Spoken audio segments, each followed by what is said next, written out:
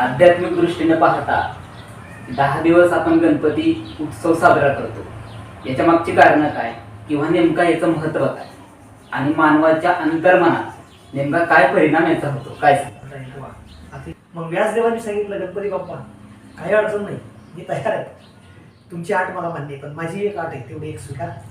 सांगितलं, बोला ना, तुमची आठ जी असेल ती मलाही मान्य असेल. गणपती बाप्पानं त्या ठिकाणी विचारल्याच्या नंतर व्यासदेवांनी सांगितलं, मीही तुम्हाला जो श्लोक सांगेल तो श्लोक तुम्ही अगोदर समजून घ्यायचा आहे, तुम्ही विचार करायचा या श्लोकाचा अर्थ काय आणि नंतर त्याच्यामध्ये लिहायचं आहे. मग तो विचार करेपर्यंत व्यासदेवांना पुढचं त्या ठिकाणी सुचत होतं, वेळ भेटायचा. आणि अशा पद्धतीमध्ये त्या ठिकाणी लिखाण सुरू झालं. आता गणपती बाप्पाला प्रत्येक श्लोकाचं त्या ठिकाणी अगोदर पहिले समजून घ्यावा लागत होता आणि तेवढ्या वेळेमध्ये व्यासदेवांना पुढचं लिहिण्याकरता वेळ मिळाला. मग हे सुरू झालं, हे सुरू झालं, महिन्यानुमहिने त्या ठिकाणी काम चालू झालं. आता व्यासदेवही थांबायला तयार नाही आणि गणपती बाप्पा मात्र त्यांच्या मुद्द्यावर ठाम आहे. व्यासदेव सांगतच होते, सांगणाऱ्याचं खरं तर असं असतं, त्याला जेवण नाही मिळालं तरी चालेल पण त्याचं मन मोकळं झालं पाहिजे. बरोबर. त्या पद्धतीनं व्यासदेव आपल्या मनातल्या प्रत्येक भावना या ठिकाणी ग्रंथरूपानं, या वाङ्मय रूपानं त्या ठिकाणी जगासमोर मांडायच्या होत्या. म्हणून त्यांचं त्या ठिकाणी सांगायचं काम सुरू झालं. परंतु गणपती बाप्पा मात्र त्या ठिकाणी थकले होते आणि गणपती बाप्पाने सांगितलं व्यासदेवांना की देवर्षी, मला आता त्या ठिकाणी थोडा थकवा आलेला आहे, मला थोडी विश्रांती द्याल.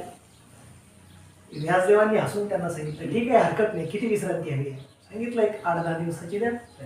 व्यावहारिक दृष्ट्या जर आपलं सांगायचं झालं तर त्यावेळेस त्यांनी सांगितलं, ठीक आहे, 10 दिवस मी तुम्हाला त्या ठिकाणी विश्रांती देतो. ते 10 दिवस जनमानसांमध्ये जे विघ्नांना सामोरे जात आहेत, ज्यांच्या समोर विघ्न त्या ठिकाणी थांबलेले, त्याला दूर करणारी देवता म्हणजे गणपती बाप्पा, त्यांची उपासना करण्याकरता भक्तांना सुद्धा ते 10 दिवस मिळाले. म्हणून वर्षातून एकदा 10 दिवस गणपती बाप्पाची उपासना होती. त्याचं आध्यात्मिक कारण हे आहे. आणि अंतर्मनावर याचा परिणाम काय होतो तर वर्षभर ज्याची उपासना करायला आम्हाला भेटली नाही, जे गणपती बाप्पा सतत त्या ठिकाणी त्यांच्या चिंतनामध्ये आहेत, ते सतत याचं मनन करत असतात, ते गणपती बाप्पा 10 दिवस उपासनेनं आम्हाला मिळतात. खऱ्या अर्थानं आपल्याही मनाला 10 दिवस शांती देण्याचं जर त्या ठिकाणी साधन कुठलं असेल किंवा ती साधना कुठली असेल तर ती गणपती बाप्पाची आराधना आहे.